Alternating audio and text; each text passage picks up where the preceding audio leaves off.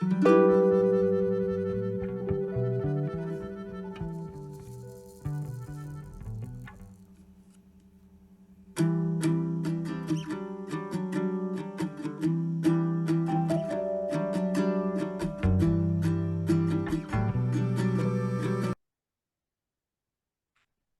tal amigos? ¿Cómo están? Bienvenidos a una nueva sesión de Sin Parentesco.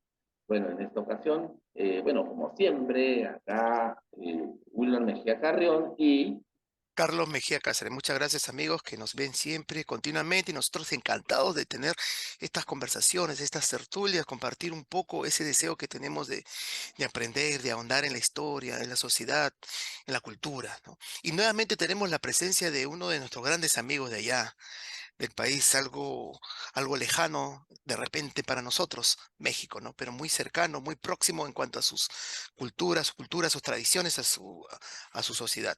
Dante Martínez entonces está acompañándonos hoy día, él es antropólogo allí desde México, y vamos a hablar un tema que es muy interesante también, y quizás es algo complementario del anterior, ¿cierto? Porque la vez pasada estuvimos hablando un poco de las influencias del mundo andino en el campo de Mesoamérica. Ahora vamos a hablar de la domesticación de las plantas en América, un tema sumamente importante porque hay mucho que hablar al respecto y sobre todo mostrar la importancia que han tenido nuestros ancestros en el trabajo de la agricultura, ¿no? Tomando en cuenta estas plantas y cómo poder trabajarlas para hacerlas comestibles. Dante, ¿cómo estás? Dante Martínez, ¿cómo estás allá? ¿Cómo está el clima? La situación, digamos, natural, panorámica de ahí, de México, Dante. No, pues antes que nada agradecer de nuevo la invitación por este programa. Vamos nuevamente gustosos aquí participando. Todo bien por acá en México, en, acá en el bello estado de Michoacán, que Michoacán, apodado alguna vez como el Jardín de la Nueva España. jardín. Eh, pues bueno, Algo así como la jauja de aquí, Wilmer, como la jauja claro, aquí. claro, ¿no? Se Tam- puede También, decir así, por un tiempo se también se dijo vio que que la fue jauja, ahí querían fundar, mire, la capital, ¿no? Antes que Lima. En fin. Sí, Dante. todo bien, el calorcito acá pegando un poco sabroso, pero todo bien, listo para hablar del tema que nos atañe el día de hoy. La domesticación de las plantas en América. Un tema bastante complejo también e interesantísimo, ¿no, Wilmer? Sí, es un tema muy interesante. Bueno, en este caso, Dante, que es arqueólogo, tiene una perspectiva muy interesante porque él hace excavaciones allá, el Estado tiene el conocimiento in situ, ¿no? De todo lo que, las investigaciones, nuevas investigaciones que se realizan a través del tiempo, porque creo que a veces en el caso peruano nosotros tenemos, a veces la información que llega, creo que está un poco desfasada, entonces sería interesante pues ver este tema para actualizarnos un poco acerca de la importancia que ha tenido la domesticación de las plantas en el continente, ¿no? Ahí vamos a encontrar seguramente con sorpresas, porque a veces también hay una especie de como de guerra, entre comillas, entre quién fue primero en cultivar tal planta, ¿no? Si en los Andes o en Mesoamérica. Ahora vamos a hablar seguramente algunos de esos puntos, ¿no? Especialmente con el maíz, pero no nos adelantemos, creo que podemos abordar el tema de manera interesante y amplia. Ujú, claro que sí. Yo creo que antes que nada yo sí quisiera aclarar que, bueno, a veces en América, bueno, Latinoamérica sucede un fenómeno bastante peculiar, que es herencia de las cortes académicas occidentales, que es como precisamente esta misión que un día tuvo la arqueología, la antropología, la historia de encontrar orígenes, ¿no? Es que hay que recordar que en el siglo XX y México no escapa de eso, Perú no escapa de eso, Europa no escapa de eso, Estados Unidos no escapa de eso, todo mundo estaba con la fiebre de encontrar lo más antiguo, ¿no? ¿Dónde se generó la metalurgia? ¿Dónde se domesticó el país? El maíz, ¿dónde inició la escritura? ¿Dónde apareció el primer sitio rupestre? ¿Dónde se domesticó el caballo por primera vez? O sea, como que nos dio a todos los arqueólogos en ese momento del siglo XX pues, una fiebre de buscar siempre orígenes, ¿no? Hay muchísimos trabajos de todo tipo, ¿no? Recordando a Bere Gordon Child, ¿no? De los orígenes de la civilización, etcétera. Hoy afortunadamente la arqueología y la antropología y la historia han cambiado, ¿no? Ya dejamos de ser los buscadores de lo primero para enfocarnos en explicar procesos sociales, para enfocarnos en explicar la transformación de la cultura y todas sus implicaciones. Y es así que en México ya se dejó de buscar lo primero, ¿no? Ya nosotros los mexicanos ya es como de, ya no nos interesa. ¿Por qué? Porque es una tarea imposible, primero. O sea, ¿dónde se domesticó el maíz por primera vez? Nunca lo vamos a saber. Tendríamos que excavar todo el continente americano para saber exactamente cuál fue el primer punto donde apareció el primer grano de maíz. Entonces, pues de entrada nunca lo vamos a saber, ¿no? Entonces, más bien, lejos de enfocarnos en cuál es el primer sitio, ya nos enfocamos en cómo, ¿no? En el cómo sucedió este proceso, cómo fue surgiendo, este, cuál es la implicación, ¿no? Entonces, por ejemplo, en el maíz, pues obviamente sabemos que es uno de los granos, o sea, es el grano más importante que tenemos nosotros como latinoamericanos, como americanos en general, porque también es un producto importantísimo en Estados Unidos y en Canadá. Se ha vuelto en un producto básico de la dieta mundial, no solamente americano, sino que en todos lados ya se ha vuelto como parte de la dieta. Es uno de esos productos que llegaron a la mundialización para convertirse, así como aquí el arroz y el trigo, que también se convirtieron en granos básicos de nuestra dieta, pues también, ¿no? El aporte americano sobre ¿no? Uno de los más importantes cultivos que surgió aquí.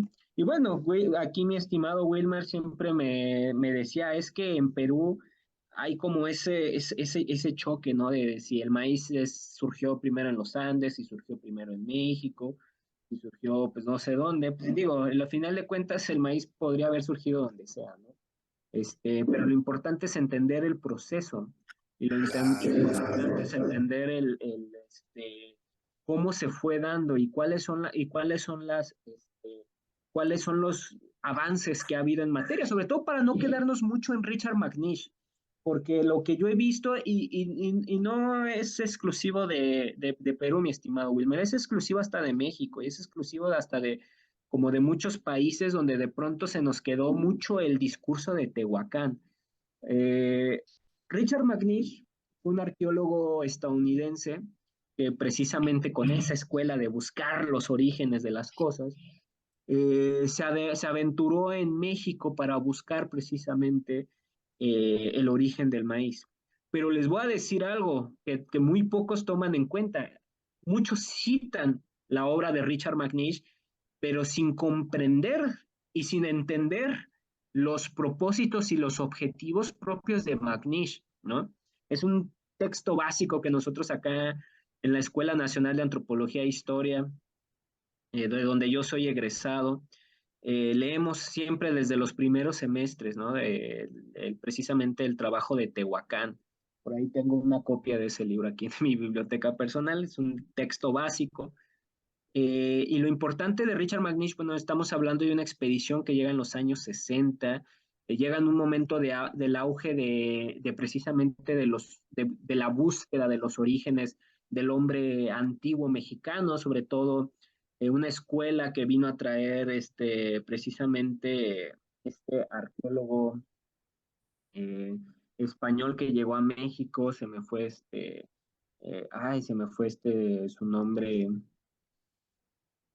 Eh, eh, es ay, se me fue el nombre de José Luis Lorenzo, ya lo recuerdo. José Luis Lorenzo fue un arqueólogo español que llegó a México refugiado de la guerra civil y él fue el que empezó a fundar lo que fue el Departamento de Prehistoria del INAH aquí en México.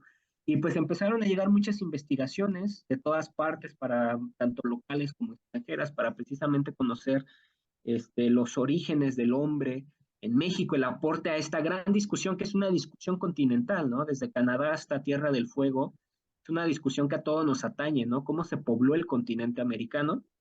Eh, yo puedo decir, eh, con mucha alegría y contento que he aportado a ese discurso en mi tesis de licenciatura, gracias a un descubrimiento que se hizo en el proyecto de arqueología y paisaje del área centro-sur de Michoacán, un proyecto donde estuve durante muchos años como colaborador, donde encontramos un sitio en Michoacán increíble que los invito a que lean todo lo que se ha publicado al respecto, que se llama La Cueva de los Hacheros, precisamente. Michoacán es un sitio que encontramos pues evidencias de fósiles humanos de 12.000 años antes del presente, de fauna extinta, de tecnología lítica bastante diferenciada al complejo Clovis-Folsom o lo llamado paleoindio. Y bueno, no quiere decir que no formara parte de este mismo discurso, pero hablamos de otro tipo de tecnologías. Y pues bueno, entre una de esos avances que está viendo sobre este sitio que creo que nos va a dar para muchos años más de investigación, pues está precisamente ahorita en discusión cuáles son los fitolitos que estamos encontrando y los almidones que estamos encontrando para ver si ya hay presencia de domesticación de plantas, por lo menos ahí en este contexto arqueológico, sobre todo porque estamos cerca del Balsas, ¿no? Que ya habla de la importancia del Balsas.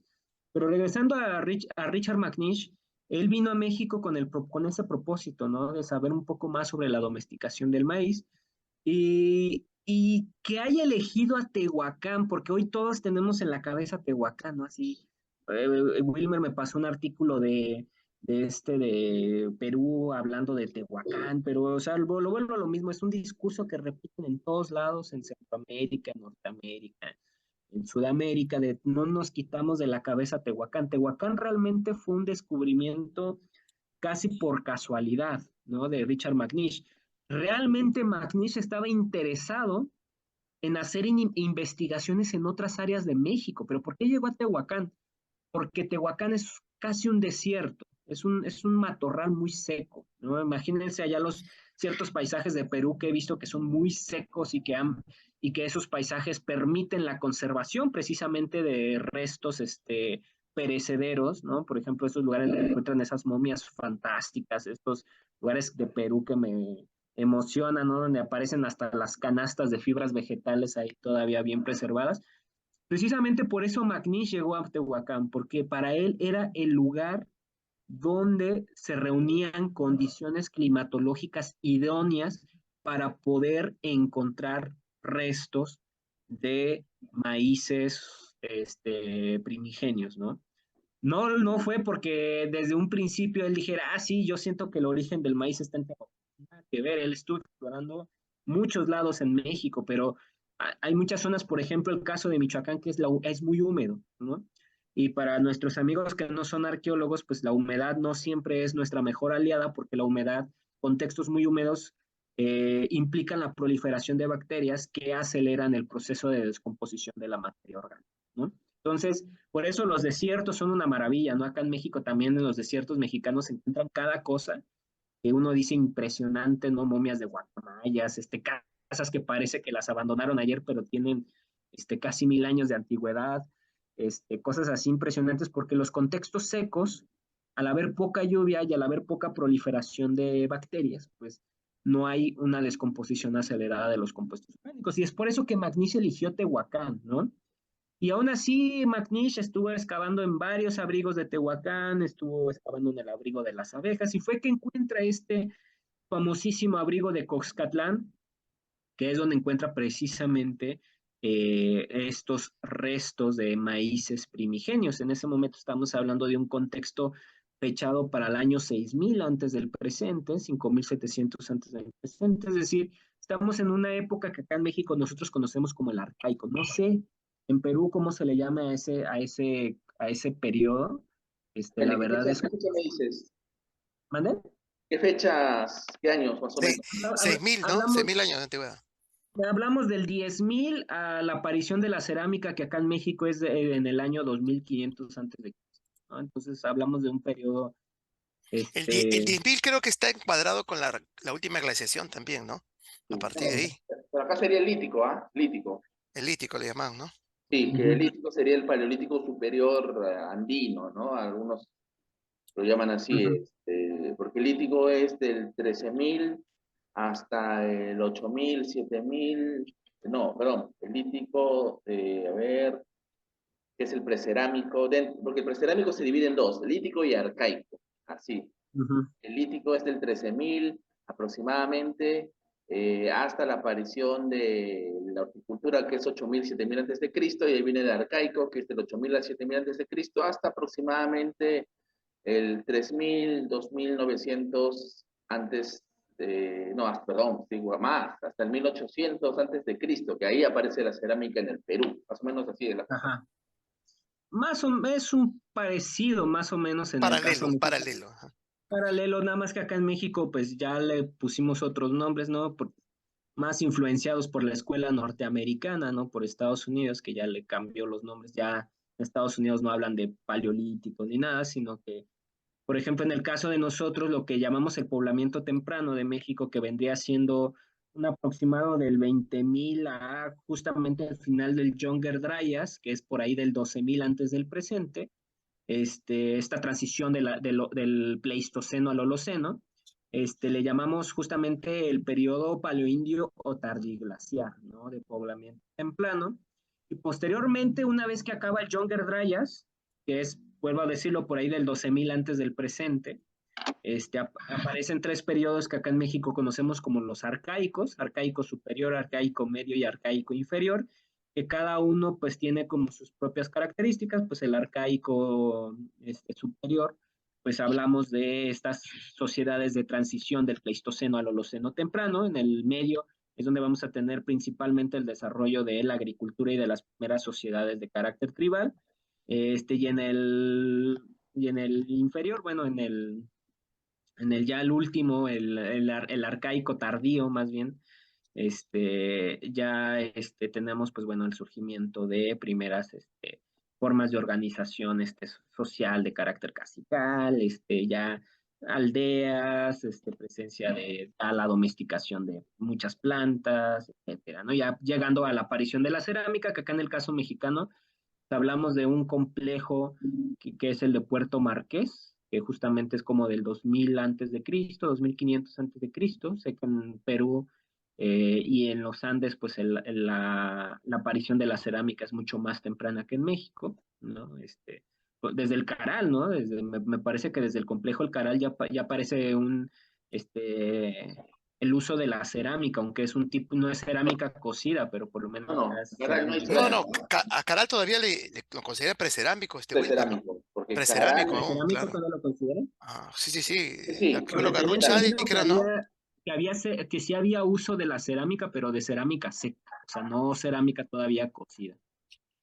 No a sé, ver, bueno, ustedes tendré Un que revisarlo, ¿ah? modelismo, algo Porque así como hasta modelismo. ahora Ujú. Modelismo más sabemos que todo. nosotros es que existe cerámica desde el 1800, 1500, aproximadamente aparece la cerámica en el Perú entre 1800 y 1500 antes de Cristo, y esta Ajá, tendría su origen tanto en la zona colombo-ecuatoriana, que habría llegado al Perú, o también en la selva amazónica, ¿no? Porque hasta lo que yo ujú, sé, la cerámica que se encuentra en el Perú es una cerámica que no es originaria de acá, porque ya los métodos de cocción, las formas como se hacen, ya tienen una expertise, ¿no? Los arqueólogos dicen de que cuando tú encuentras cerámica que realmente es del lugar, se nota pues que hay intentos, ¿no? De hacer las cosas y un proceso que en el caso peruano no se ve ese proceso, sino que ya se ve ya la técnica, por decirlo de algún modo, madura, ¿no? Ya, no como el caso de la metalurgia en México,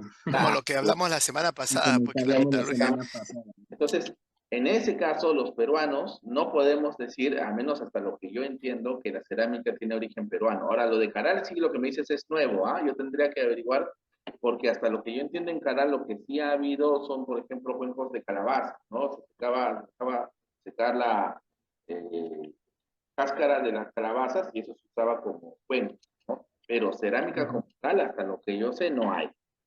ujú. Bueno, habría que revisar. Es que yo tenía entendido que no era pues cerámica en cocción, pues como tal, pero que sí ya había como el uso de, por lo menos del barro, ¿no? En seco. Bueno, Es habría que que checarlo. justamente ese fue el conflicto, ¿no, Wilmer?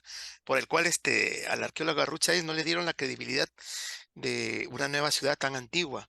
Sí, que cuando la justamente descubre, una de las justamente porque no cosas, encuentran, ¿no? No encuentran la cerámica y de alguna manera comienzan a decir que esto no es tan sí, antiguo sí, entonces, sí, ¿no? Por efectivamente. ahí se... Ujú. Inclusive, a Shadi al principio le decían lo que no se encontró de repente en una ciudad precerámica, sino acerámica. O sea que Ujú. era una cultura que ya había población Claro, a con cerámica y no le cerámica daban y que la esta no antigüedad que, tenía cerámica, claro, ¿no? Pero no le ya daban la antigüedad. Ajá. no le daban la antigüedad, ¿no? Pero en la actualidad, pero ojo que también sería interesante conversar de Caral en otro momento, porque tiene todavía un montón de observaciones. ¿Ah? Hay arqueólogos que piensan de que la interpretación que da Shadi no sería la correcta. ¿Ah?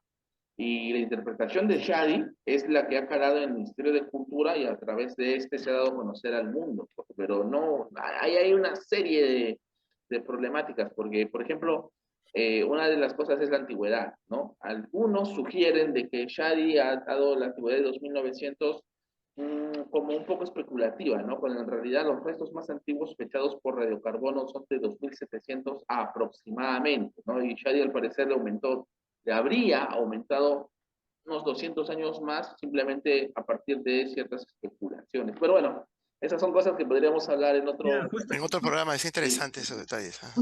justo ahorita busqué lo del Caral y sí me estoy encontrando precisamente notas y justo era lo que yo recordaba, que habían encontrado figurillas, unas estatuillas de cerámica seca, pero es seca, no en cocción. Entonces, ahí te pasé el enlace, Wilmer. Eso es lo sí, que yo había pásame. recordado, porque sí, pues acá en México justo tratamos de siempre estar como en sintonía de las noticias que pasan en otros países, sobre todo, bueno, en Sí, países lo como de las Perú. figurillas sí es cierto, pero hasta lo que yo sé no se le considera cerámica en ese sentido, ¿no? De Sí, cocción. es que justo esa es la discusión, o sea, no es cerámica en cocción, o sea, no es la Una cerámica como nosotros cerámica la conocemos, incipiente, algo así, ¿no? exactamente, como una cerámica incipiente. Incipiente, primigenia, algo Ujú. así, ¿no? Podría también llevarse a otro plano esa discusión, ¿no? Que es Porque a parecido al veces, caso mexicano de Perdón, de Puerto Marqués, donde encontramos una cerámica también incipiente, también estamos hablando de un contexto del 2500, 2000 antes de Cristo. Es un tipo de cerámica que se le conoce como cerámica posh, hasta le dicen cascarón de huevo, ¿no? Porque es una cerámica así como muy fina, todavía no con la técnica que ya vamos a ver posteriormente, pero bueno, es parte justamente de seguir investigando el proceso del surgimiento de la cerámica, ¿no?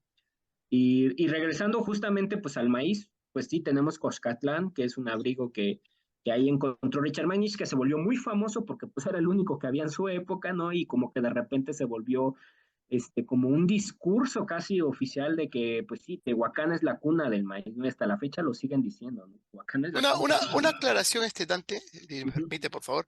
Tú no estás hablando de Tehuacán, ujú. porque también nosotros en otros programas hemos conversado también sobre Teotihuacán.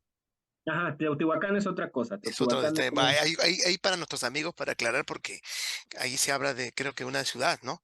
sí, Específicamente Teotihuacán es de una ciudad, antigüedad. exactamente. En Tehuacán me estás hablando de más o menos una región, Es una una región, zona. es un valle, Claro, exactamente, es ahora un sí ya valle. te entendemos un poquito, porque a veces nuestros amigos, acuérdate que muchos son de aquí, de nuestro país, de acá del Perú, y no estamos tan familiarizados a veces con todos estos detalles allá Ujú. de, de, de tu, de tu nación, ¿no?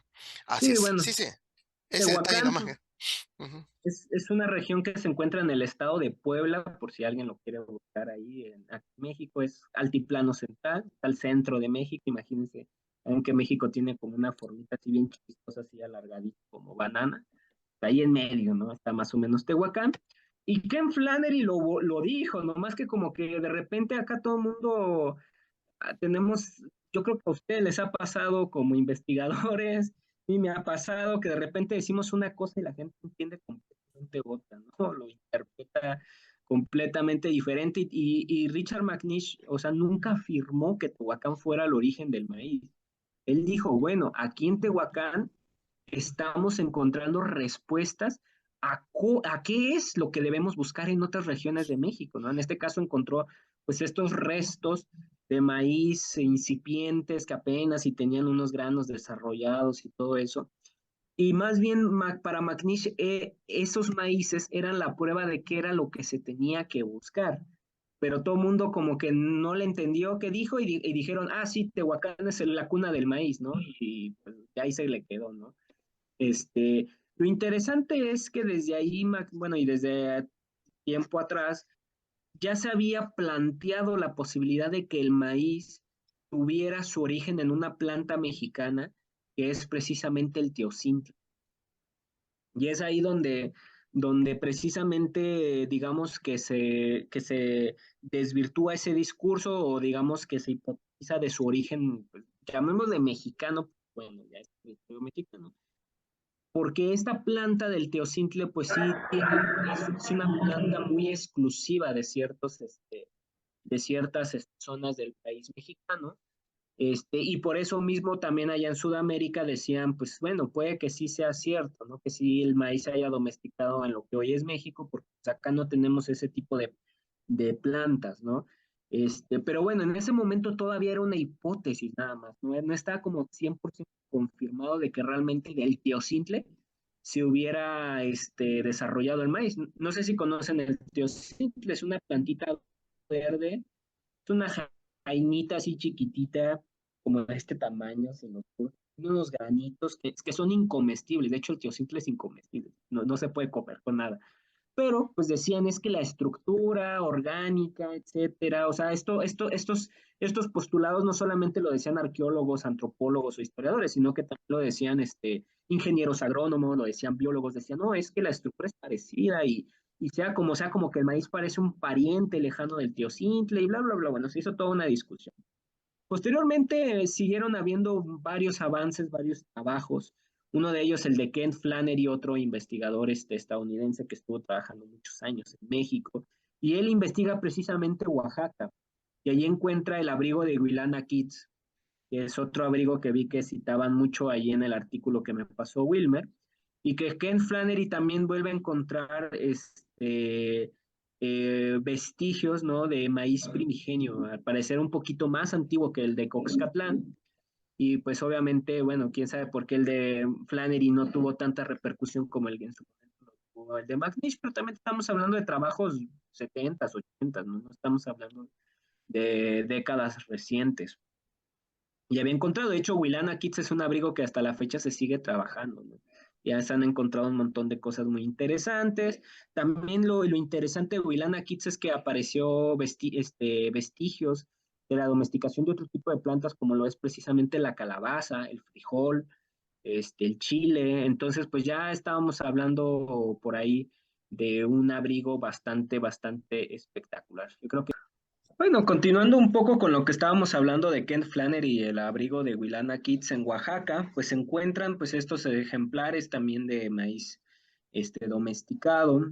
Es una área muy importante ahí en Oaxaca, muy interesante por la presencia de megafauna también, pero el contexto que encuentra Flannery con estos pues ya productos agrícolas, digamos, domesticados, la calabaza, el chile, maíz, frijol. Pues estamos hablando de un contexto todavía del arcaico medio, ¿no? Del 7000 al 4000 antes del presente, ¿no? Entonces todavía no estamos hablando de una surgimiento de la domesticación de las plantas. Y eso es justamente el detalle al cual yo quiero llegar con esto. Recordando los trabajos de McNish y de Ken Flannery, ambos llegan a la conclusión de que precisamente los ejemplares que ellos encuentran ya son maíces domesticados. O sea, ¿qué quiere decir? Que no son ni protomaíces, ni ni nada, ¿no? Ya son maíces, ¿no? Como tal, obviamente un maíz es un maíz arcaico, ¿no? No es como el maíz que conocemos hoy en día con esa mazorca, tan larga, ¿no? Y ya es un maíz bastante, eh, pues apenas incipiente, ¿no? Eh, le paso una imagen A ver, si no te doy permiso también para que puedas compartir, ¿ah? Ya te di permiso. Claro, claro. muy bien. O sea, Dante, para que la pero, gente se dé ajá, ajá, sí, sí, ¿sí? sí. También te quería hacer una pregunta. El término maíz. acá según la Ajá, Real Academia viene el taíno, dice. claro. El Ujú. taíno. Hablamos del taíno como una lengua Caribeña. Sí, caribeña. caribeña, ¿no? Caribeña. Ujú, claro. Porque por el término, claro, mucho más exacta sería de repente el náhuatl, ¿no? Pero caribeña, No, no necesariamente. no necesariamente. Bueno, el maíz, pues obviamente sabemos la importancia del aporte del taíno, ¿no? Ah, En el castellano, porque obviamente los castellanos tuvieron primera interacción con los taínos, con los ellos primero, caribes, ajá, exacto. y pues obviamente muchas palabras de lo que ellos decían pues, se quedaron, ¿no? Entre ellas maíz, y pues bueno, eh, posteriormente, pues aparecen, pues bueno, llegan aquí a, a Mesoamérica y pues hay una gran cantidad de palabras para referirse al maíz, ¿no?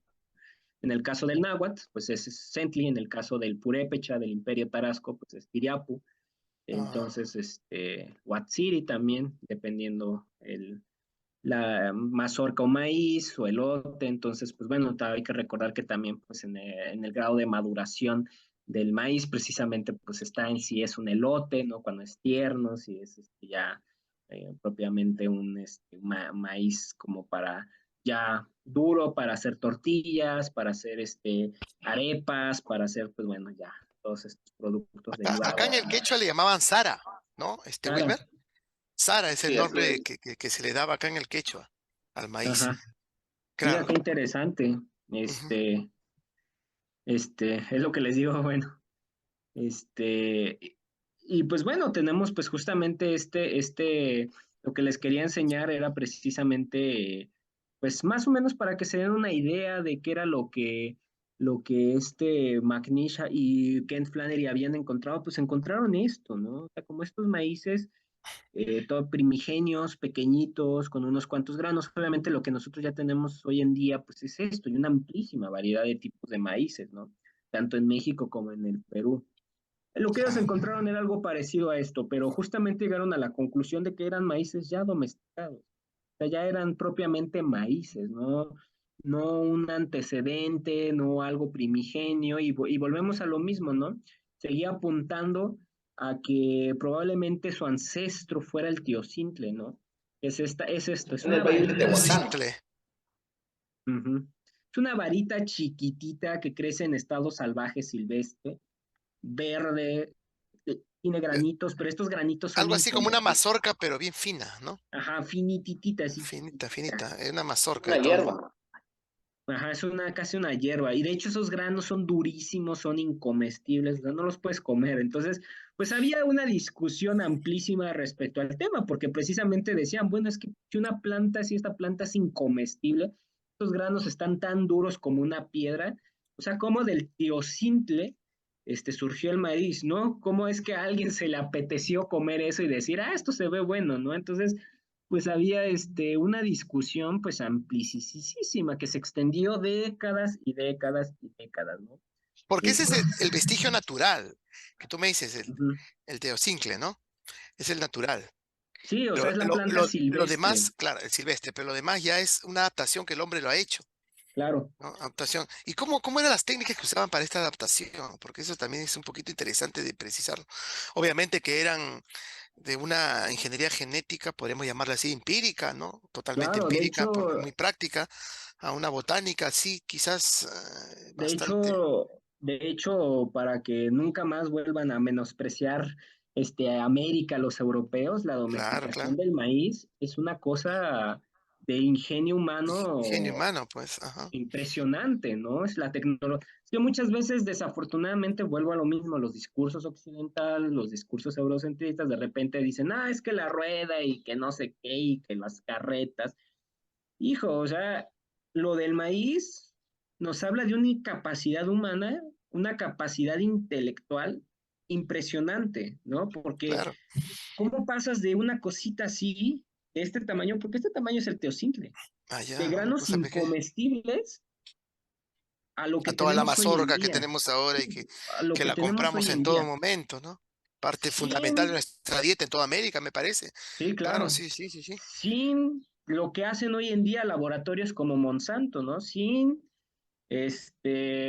inyectar compuestos genéticos, sin añadir compuestos químicos. ¿Cómo lo lograron? ¿No? Justamente esa era la pregunta que emociona a todos, ¿no? O sea, ¿cómo hicieron que algo así, una varita de nada, de hierba, con granos incomestibles, se convirtiera en algo pues comestible, además delicioso, bueno, y lo que sí voy a decir es que el aporte nutritivo no es tan alto, ¿eh? Hay que dejarlo en claro, ¿eh? Mucha gente dice, no, es que el aporte, no, el aporte nutritivo del maíz no es muy alto, lo voy a decir. De Pero hecho, siempre sirve como acompañante en claro, claro, grandes claro, platillos. Acá, por ejemplo, lo claro, usamos claro, mucho en nuestros picantes criollos, ¿no? Wilmer, de repente con sí, nuestros anticuchos, no claro, sé, claro, claro. le mezclamos con el quesito, porque es parte No, no, no de la podemos comida imaginarla. cotidiana, ¿no? No podemos imaginar que pase mucho tiempo sin comernos, no, acá le decimos específicamente choclo, ¿no? Sí, Sin comernos nuestro choclo acá, ¿no? Qué claro. interesante. Ujú. Pero ahí viene el dato interesante, y eso precisamente habla de lo reciente que es el maíz. Los seres humanos todavía no desarrollamos enzimas para procesar el maíz. Mm, O sea, y eso nos habla de que es precisamente una planta de reciente consumo. Y cuando hablo de ah, reciente consumo, no crean que 100 años, 200 años, no, miles de años, ¿no? O sea, para que el ser humano se adapte a algo, para que sus enzimas puedan realmente aprovechar el aporte nutritivo de algún fruto, de algún vegetal, de alguna carne, de algún producto derivado de los animales, tiene que pasar miles de años, ¿no? De hecho, pasa con las leches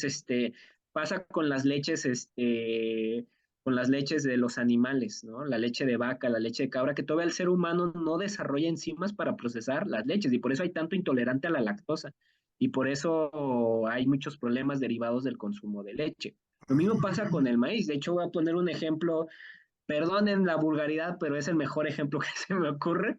Cuando nosotros comemos el elote tierno o el choclo, como dicen ustedes, pues lo ingerimos, no lo comemos, ya sea así o en vasito, lo que sea, y cuando lo expulsamos en el baño, pues aparecen los granos enteros. en algunos casos sí se ha visto. En algunos casos se ha visto. Porque Pero eso, precisamente nosotros no tenemos la capacidad todavía de digerir ni de aprovechar completamente las enzimas del maíz. Pero nuestros grandes ancestros americanos, ¿no? Las grandes sociedades como los tarascos, los incas, los mexicas, los mayas, etcétera, desarrollaron una técnica para precisamente aprovechar el maíz. Y esa técnica es la nixtamalización, que es precisamente cuando se genera la masa del maíz, esta masa del maíz se combina con cal. Y esta cal precisamente es lo que le va a dar la capacidad al cuerpo humano de poder digerir el maíz y poderlo aprovechar nutricionalmente. Por eso por eso a pesar de que las sociedades mesoamericanas, las andinas, las americanas en general, tenían como grano básico el maíz, la desnutrición no era tan proporcionalmente alta como si lo había en otros continentes del mundo. Quiere decir que estaban bien nutridos. Sí, hay desnutrición, muchos casos de desnutrición, pero por lo general estaban bien nutridos. Pero ¿cómo? Si teníamos un maíz que no somos, si comemos un producto de los cuales no somos tan capaces de producirlo, pues es gracias a precisamente la nixtamalización, ¿no? Entonces, la nixtamalización es el proceso que va antes de hacer de la masa para que precisamente esos compuestos del maíz se puedan digerir y poder hacer la tortilla y poder hacer la arepa y poder hacer todos los sinfines de productos derivados del maíz que hoy forman parte de nuestra dieta. eso me hace recordar que cuando acá comemos nuestro chanchito, Ujú, tenemos que tomar nuestra hierbita, hierbabuena, ¿no? Como para que todo caiga bien y haya una buena digestión, porque de lo contrario, de repente vamos a tener un problema estomacal posterior, así más o menos. claro.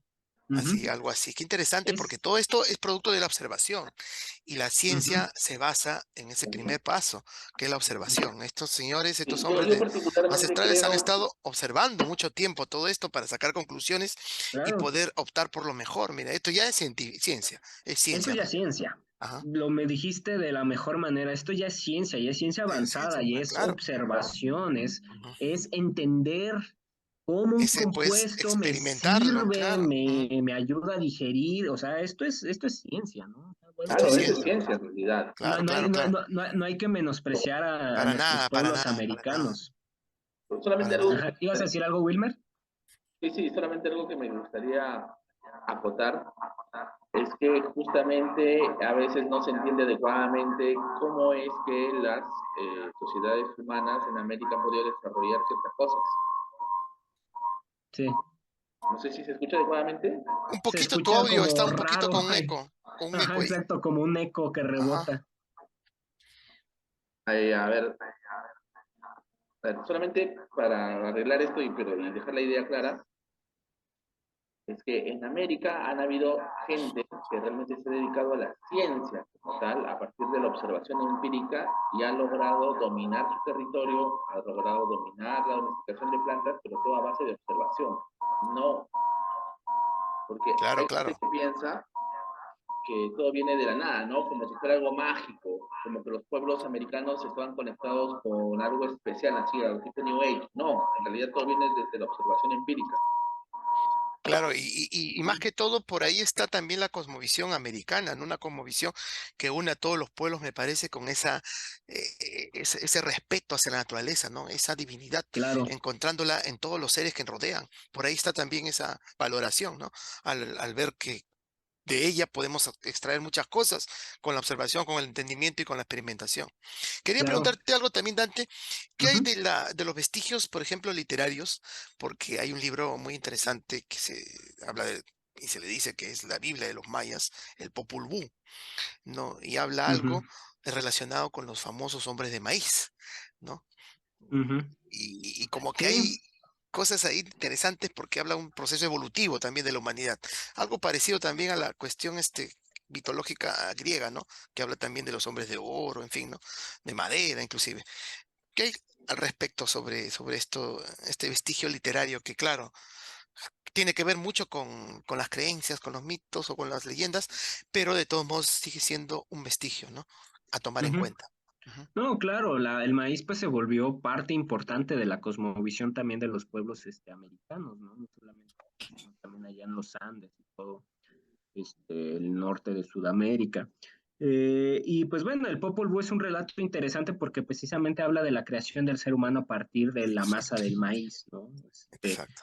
Aunque el caso de los mayas, pues es hasta cierto punto el único, porque en el caso de los mexicas y de los tarascos, bueno, no es el único, pero es como parte de también de las diferencias que tienen estos pueblos, ¿no? De que también no son exactamente similares. Por ejemplo, acá en el relato de los mexicas, pues el ser humano es creado a partir de una masa de hueso, ¿no? De una masa de hueso pulverizado con una gota de esperma del dios Quetzalcóatl.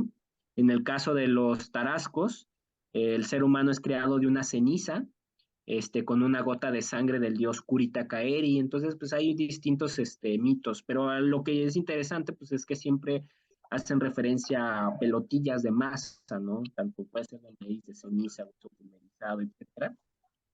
Y es parte, ¿no? De los vestigios. Y obviamente el maíz se volvió pues en parte del culto, ¿no? Al grado de que pues hay deidades, ¿no? Relacionadas al maíz.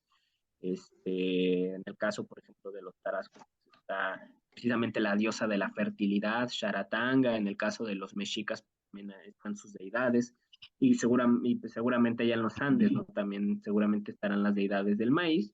Y que al final de cuentas, pues bueno, hay que recordar que en el mundo mesoamericano el calendario que había pues era un calendario agrícola, ¿no? O sea, el tiempo se Claro. medía a partir del calendario agrícola de la siembra precisamente. Y obviamente el ciclo que se sigue es el ciclo del maíz, ¿no? De otro. Ahora, para quedar claro, creo esta parte, entonces Tehuacán ya no sería el centro del origen del maíz y bueno, hasta lo que apunta la evidencia estaría, si no me equivoco, en el valle del río Balsas, ¿no? Por ahí estaría el Exactamente. origen.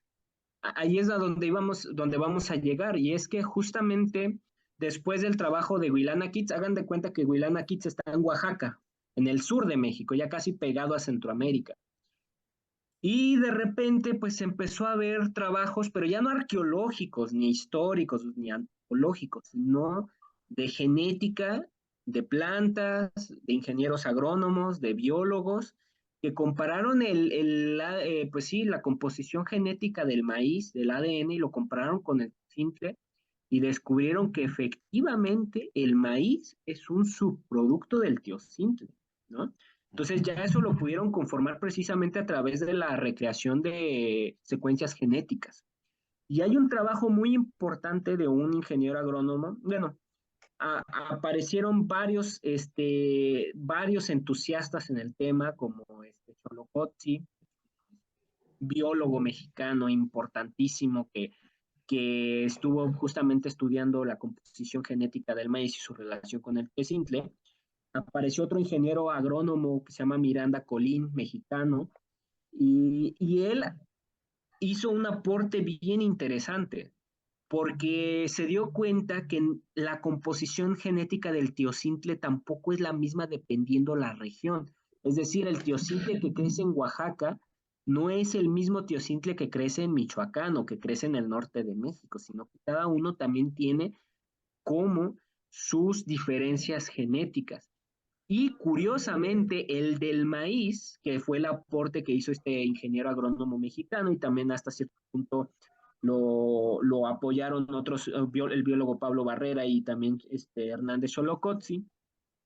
Eh, Curiosamente, el que más se compagina genéticamente con el maíz que hoy conocemos, porque quiere decir que el maíz no fue domesticado de todos los tiocintles, sino que fue domesticado a partir de una variedad exclusiva de tiocintle. Y ese tiocintle precisamente crece en lo que hoy es el estado de Michoacán, ¿no? Y sobre todo está en la cuenca de Cuitzeo y precisamente en el Balsas. Hagan de cuenta que en Michoacán, si quieren buscar, no nos metamos en tantos problemas, déjenme les busco un mapita de México mejor, Sí. para que precisamente se ubiquen geográficamente, ¿no? Y puedan entender lo que les estoy diciendo de mejor manera. Por ejemplo, pues bueno, aquí tenemos México, ¿no? Tenemos un mapa de México. Y pues bueno, Coacán está más o menos por aquí, ¿no? En el centro de México, como El les digo. centro, claro, el centro. Uh-huh. Por ahí es el altiplano, pues, ¿no? Ajá, todo esto es el altiplano El central. altiplano ya, claro. Ajá. Y el Huilana Kitts está más o menos como por aquí, ¿no? Casi sur, acá ya está Guatemala, entonces ya está casi muy al sur de México. Y precisamente todos los compuestos genéticos del tiocintle, como les digo, aquí crece un tipo de tiocintle, acá crece otro tipo de tiocintle.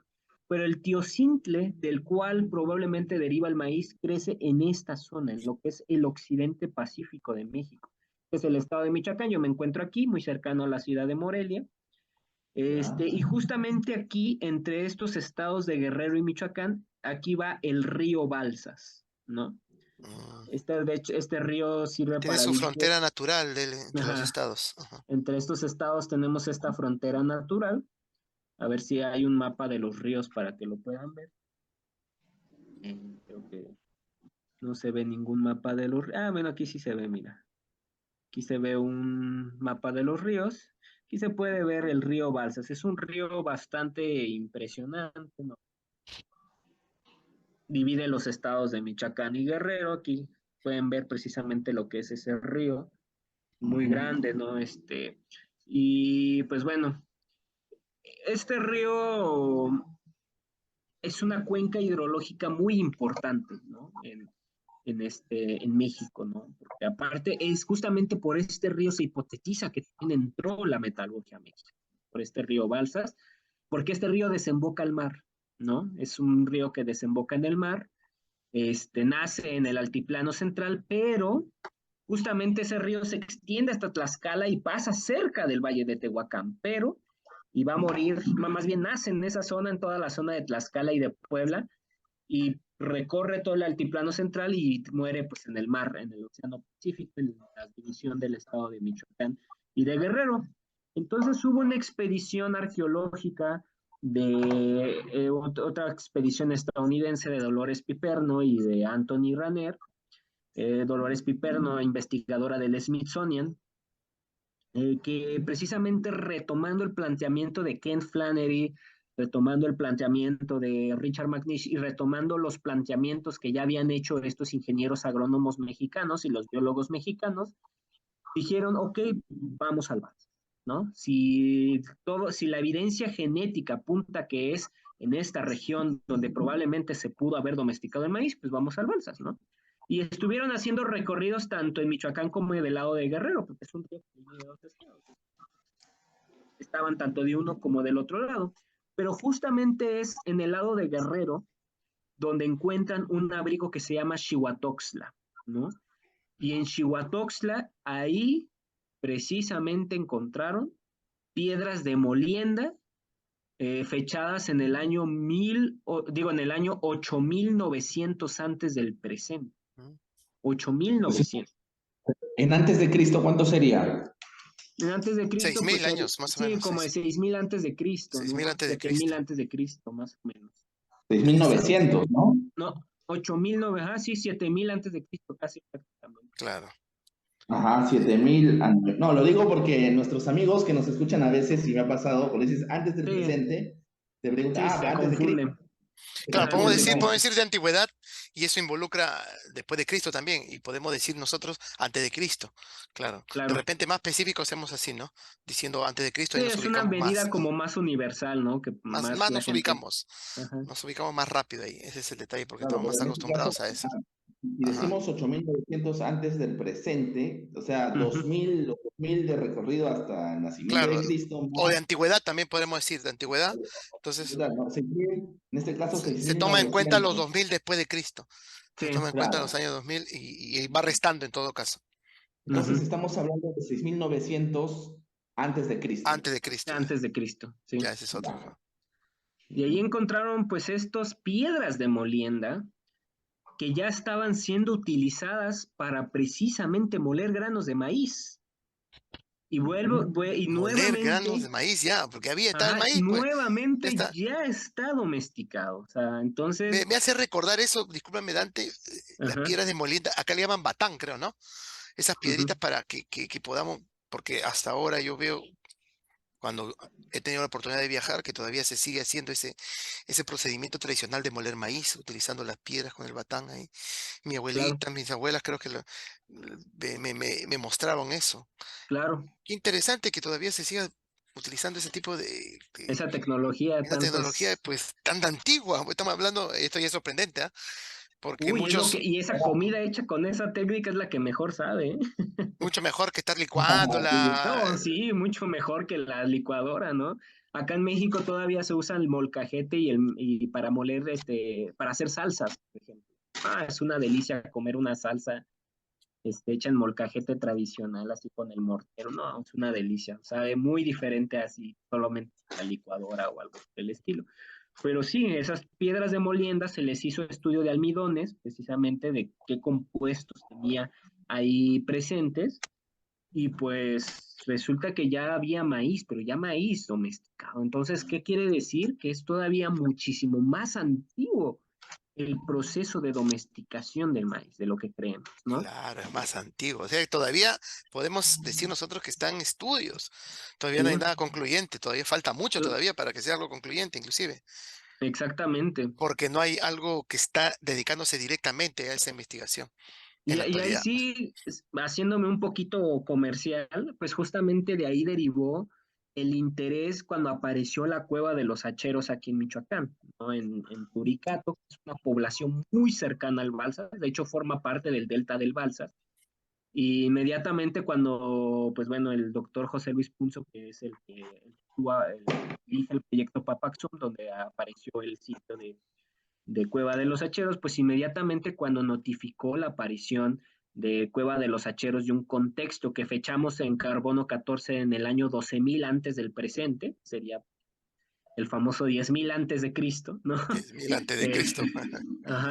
fue inmediatamente, o sea, se recibió respuesta de varios investigadores que trabajan precisamente domesticación del maíz, ¿no? Uno de ellos es Michael Blake de Canadá, que fue uno de ellos que llegaron, que tiene precisamente un libro que se llama Maize of the Gods. Es un libro que habla precisamente sobre la domesticación del maíz y dijo, no, pues quiero ver ese abrigo de Cueva de los Hacheros porque, pues, ¿qué tal si ahí tenemos evidencias de domesticación del maíz, ¿no? Y hasta el momento siguen los estudios. Esto ya lo está haciendo otro alumno de José Luis, que se llama Jorge. Ay, este, se me fue su apellido, pero bueno, este chico Jorge es el que está haciendo su Carrizosa, se apellida, me parece. Él es el que está haciendo su tesis sobre precisamente el estudio haciendo un estudio palinológico sobre la tierra de Hacheros, y al parecer, pues bueno, nos podemos llevar una gran sorpresa, en el O futuro. sea, todavía no está confirmado. Dentro de poco, o Dentro no de poco tampoco, nos o no podemos llevar tampoco, una gran o no sorpresa. tampoco. Ajá, Todavía no hay pero Interesante. confirmación de la cueva de los hacheros, ¿no? De que Ah, ok. sea el lugar donde se origina el maíz, todavía no. pues todavía no, se están haciendo estudios, pero al parecer, bueno, se están encontrando cosas, ¿no? O sea, todavía no podemos Claro, afirmarla, todavía no. claro, Dante, pero esa idea a veces obsesiva de ver, como tú dijiste al inicio, ¿no? ¿Quién es el Ujú. primero?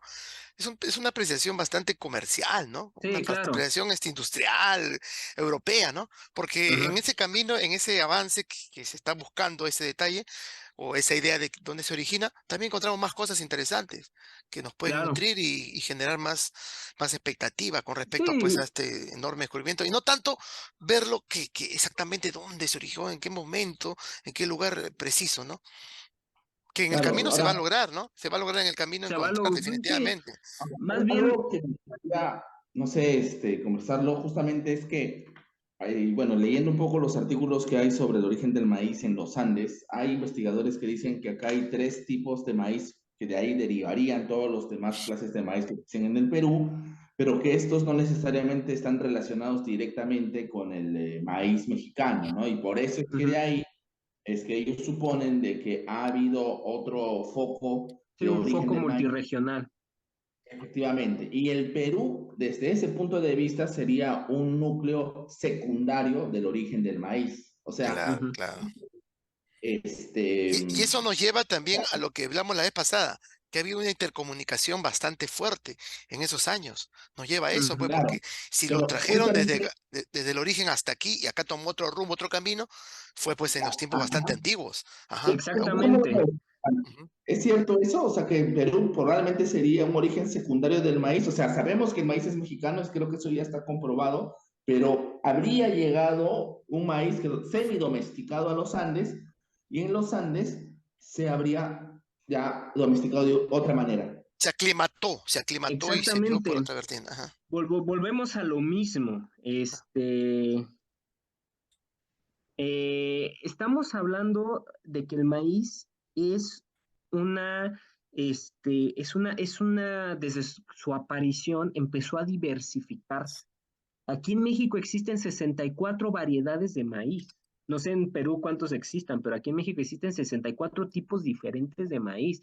Y los hay de todos, rojos, negros, hasta maíces arcoíris preciosísimos que tienen los granos de diferentes colores, de todos, de todas formas, con granos, más chiquitos, más grandes, amarillos, etcétera. Entonces hay 54 razas de maíz aquí y solamente en México. No sé en Perú cuántos haya, pero Me parece que hay justamente nos, 48, algo así.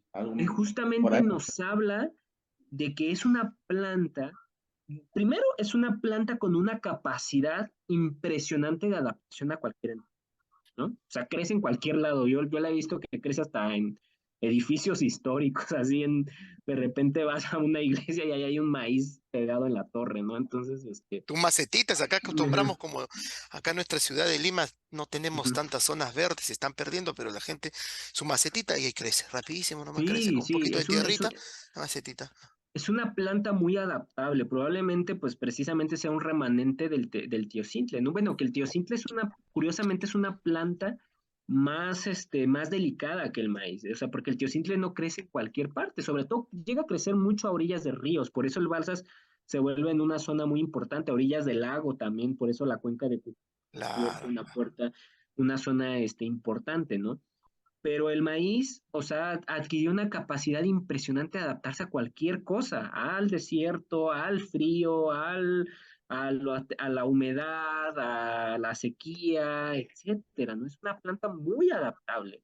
Y vuelvo a lo mismo, es para que nos pongamos en serio a reflexionar la capacidad Sí, la capacidad. intelectual de estas personas La ciencia que para llevaban no ahí.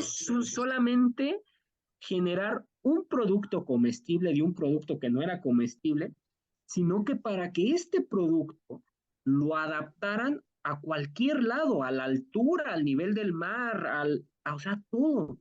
Entonces, quiere decir que hay un trabajo impresionante. Y me hacías la pregunta al Trabaja en principio, ¿cómo lo hicieron, no? ¿Cómo se hipotetiza que pudieron haber logrado todo eso, no? Para empezar, pues bueno, creemos que es un proceso del teocintle al maíz, creemos que es un proceso de miles de años, ¿no? O sea, no es un proceso de décadas, de 100 años, sino que miles de años la gente observaba su entorno, observaba la planta y empezó a hacer lo que nosotros conocemos como selección artificial. ¿Qué quiere decir? Que la planta más bonita, la que se veía con más producto, empezaron a privilegiar el crecimiento de esa planta, le quitaban toda la competencia, es decir, toda hierba que no les sirviera el crecimiento de esta planta, se quitaba y eso fue un proceso de selección de granos, de quitar, de adaptar tierras, de agregarle agua, de seleccionar claro, semillas, los mejorarle. mejores productos. Es un Ahora, proceso de Todo miles de naturalmente. años. Ese es un laboratorio, Dante. Porque Ese es un si laboratorio. yo hago todo eso y estoy pendiente de todos los cambios de la mejora, estoy haciendo pues un trabajo de laboratorio, ¿no? Claro. Es un laboratorio el que tengo, claro, natural, eso sí, porque a Ujú, veces nos viene a la mente el laboratorio, uy, un habitáculo cerrado de repente con una serie de máquinas, ¿no? En fin, ujú. pero nosotros ya lo Entonces, estamos viendo de otra manera. solamente Qué para interesante. concluir, porque ya se nos acaba el tiempo, pero me gustaría que quede bien claro porque nuestros amigos, amigas que nos ven acá, creo que se merecen ver una conclusión. Podríamos decir que si bien es cierto, el maíz ya creo que definitivamente es de origen mexicano, este habría llegado a los Andes semidomesticado y aquí habría tenido una nueva forma de domesticación, y esa es la razón por qué también tenemos una gran variedad, inclusive diferenciada al maíz mexicano, porque acá hay un maíz morado, que no solamente es morado Claro, los granos, como en el caso mexicano, que eso es lo que he leído, ¿ah? Y que simples. también es morado la mazorca y bueno, en general, o sea, es morado no solo los granos, sino también la mazorca, ¿no? Y la coronta. Entonces, por La ejemplo, algunos coronta. dicen, ahí hay una diferencia con el maíz mexicano y eso daría pie a ver de que habría una forma de evolución del maíz, una adaptación distinta a la que sería en México, pero esto sería pues porque no vino totalmente domesticado el maíz acá, sino en proceso de domesticación y acá como que Claro. cambia el fruto y origina otros tipos de maíz, ¿no? Creo que esa sería una conclusión.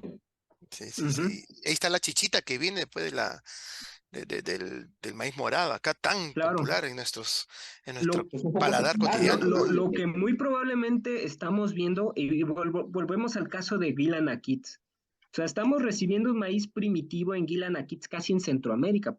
Por supuesto que ese flujo fue bajando por Centroamérica hasta llegar pues, al norte de Sudamérica y a los Andes eventualmente. Obviamente lo que les Claro, llegó no es un maíz, les llegó un precursor del maíz. Y a partir de ahí se desarrollaron las variantes peruanas, ¿no? Que por eso se piensa que, por eso hay ya un desarrollo bilateral, ¿no? claro. Entonces, eso pasa también con los animales. Por ejemplo, el tamandúa mexicano que llegó de Sudamérica a México ya no es el mismo tamandúa que el sudamericano, ¿no? Ya tiene sus Claro. diferencias. ¿Por qué? Porque llegaron a nuevas condiciones. Llegó a nuevas condiciones climatológicas, a nuevas condiciones culturales, que va a generar cambios en su estructura, que va a generar cambios en su composición, pero justamente volvemos a lo mismo. La Hay adaptación flujo darwiniana, de la famosa información, hay flujo adaptación. de información desde esas épocas.